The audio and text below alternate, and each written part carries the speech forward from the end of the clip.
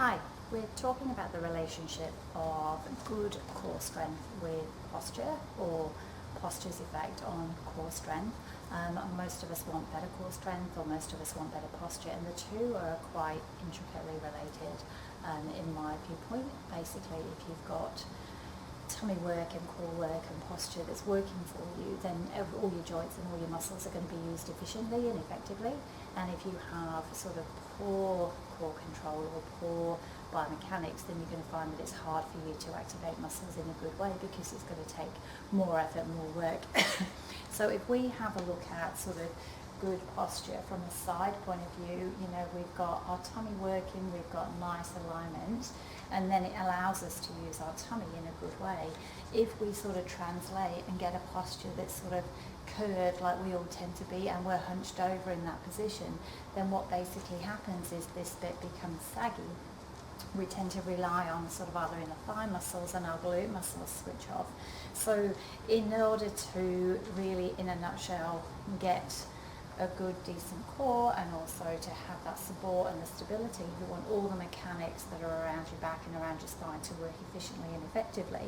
And when they're all working efficiently and effectively, and we're active through all the right muscles efficiently and effectively, then we can utilize our core in a good way, assuming obviously that we've switched our core on and that it's working. And when we're talking about core, we're talking about your ability to hold your body in space, not necessarily the strength of your six-pack or how long you can hold a plank, or how good you are doing press-ups and sit-ups and all that type of thing.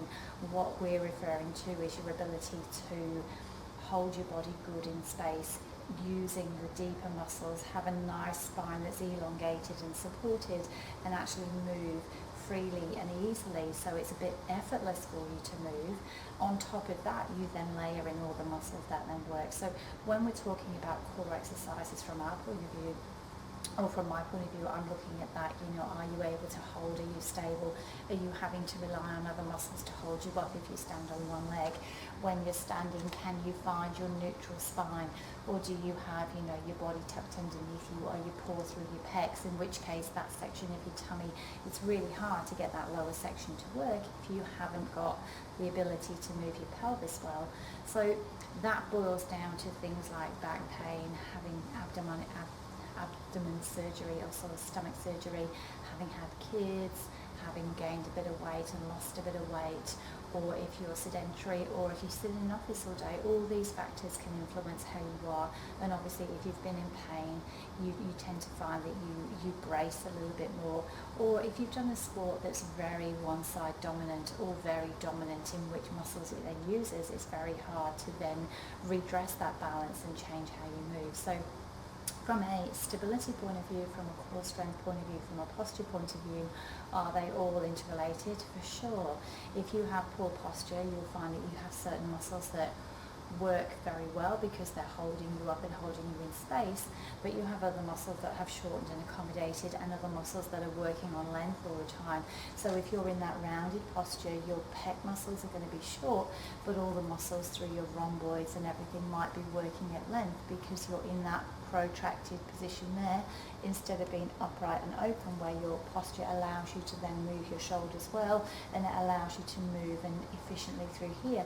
In that rounded posture, you're going to find your abs here are tight and short, so it's going to limit your ability to stand up straight, so then you might overuse your back muscles. And again, if you're in that rounded posture, your hip flexors are going to be tight, and you might find you recruit those hip flexors preferential to your core muscles. So again, it allows you to, or doesn't allow you to access those muscles well. So does poor posture influence core strength? I think it has a massive influence on core strength. And does good posture give you better access to core strength? I think it really does too. You can obviously have slouchy posture but be able to move out of it and know where your body is in space, and you still have core strength that's decent. But at the end of the day, if you are finding that you have good posture, you know where you are, you know how to move your body, you know how to activate the right muscles, you have better alignment, better biomechanics, that gives you better access to all the muscles around you. And if you have better access to all those muscles, you're using those a lot more efficiently. And then if you've got your deeper core muscles working to help you stabilize and hold you in space, as opposed to allowing you to crumple and hold down here, then those better muscles mean that you work on that length, you have better stability, which is in turn better core strength, because that's what we're talking core strength wise. We're talking, can you hold and use your internal posture muscles to support you, or do you need your big muscles to come in and overtake and take hold and do enough work to support and address or redress the balance between the two. So posture does have a big influence. If you are trying to work on your core strength and everything else, you do need to make sure that your posture is working with you as opposed to working against you. And if you're finding that your hip flexors are tight and then you're trying to work because they're not allowing you to work your glutes, then you'll find that it makes it a lot harder for you, because these muscles are always going to be stronger than these muscles if these muscles start in a deficit. So a lot of the personal trainers and a lot of the fitness industry have, taken that on board now. You'll say, look, you just need to work your core and your glutes and your core and your glutes, and everyone is talking core and glutes, and it is about core and glutes, which is great.